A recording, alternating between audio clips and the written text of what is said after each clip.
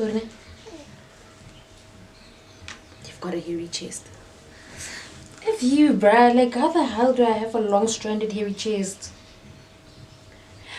1, 2, 3.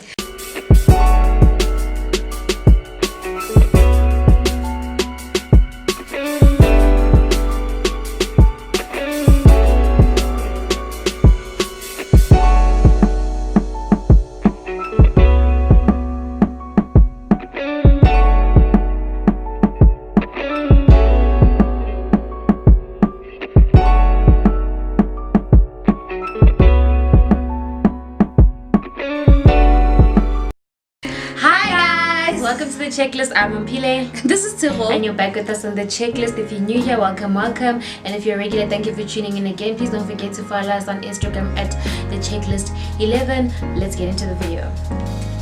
So today we'll be talking about Lasizwe. As we explained, we'll be back with the tea. And something caught our eye, and I'm sure you guys have seen that Lasizwe put out a statement on his Facebook account that was very troubling to us, because like we're very we follow Lasizwe in terms of like I follow his Fake It Till You Make It Lasizwe reality TV show. I really enjoy it. I binge watch it.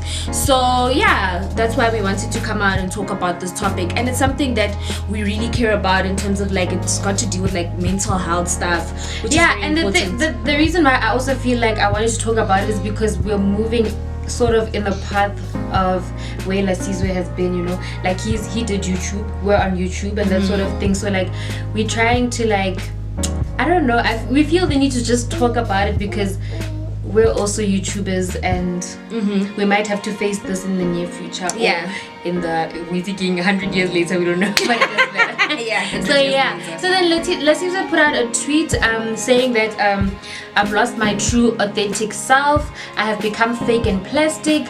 The fame monster has gotten a hold of me. What can you do for me? What you can do for me is pray for me. Honestly, please pray for me. It would help. And then he also said, with that being said, with immediate effect, I have decided to delete all my social media applications, which means that he's just gonna take time for himself, and he's just gonna go on this road of like self-discovery and discover like who his true self is. I don't know. Just switch off for a little bit, because sometimes when we go through the hectic stuff, we just need to like switch off and just hit the reset button so that we can become better. And we need to go do the work, do what we need to do, so that we can come back and be better people. And if you watched like his reality TV show Fake It Till You Make It, you'll see that his sister season one you'll see that his sister Kanyim always warned him about the fame monster and telling him to stop faking his life, to be authentic, like to be real, and because all of the that. whole of season one she wasn't even on the show. They only had a talk at the end, towards the end, because she was like, she felt really strong about it. She just didn't like the way he went about it, like acting like he's already made it and all of that stuff. She was just saying, don't do it, like it won't get you anywhere. And now I think he's finally seeing that the entertainment industry is not an easy place to be in. It's very fickle. It's very fake. Like, to be in the entertainment industry, you need to have tough skin, and it's just it's not for the faint-hearted. And I think we should just continue praying for him. It's really sad, and it just like because like the sad part is that we don't have a lot of details in terms of like when he says he's fake. We really don't understand. But I mean, we were having this conversation in terms of like, we were watching Lasizwe, new episodes are out, the lockdown episodes are out of Fake It Till You Make It, and the scene that caught my eye this past Saturday was when he went to his mom's grave.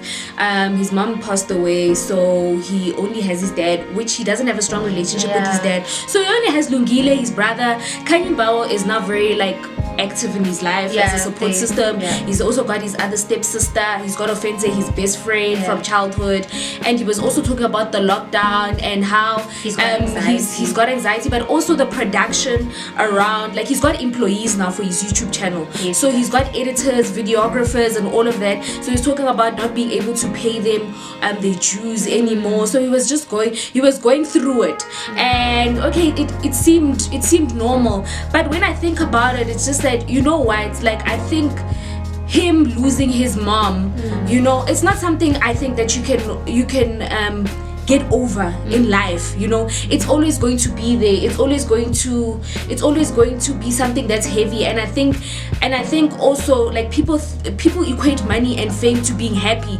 Not all the time. Sometimes we need those support systems. We need those structures there in order to keep us. We need those structures to keep us grounded.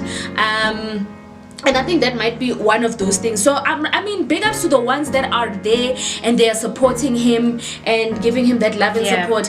And did you want to say something, girl?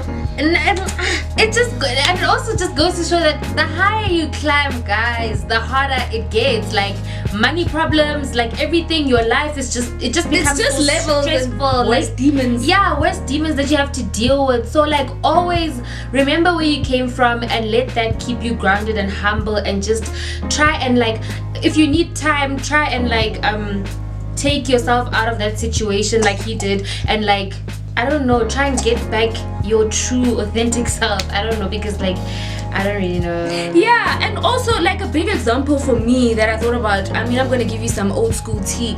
Nontle Tema, who is in Gomora right now, she's running that scam. She had a meltdown in 2011. She used to be like a big celebrity that we used to follow, and Twitter was still new and happening, and she started tweeting. Sorry guys, we have a little visitor here with us.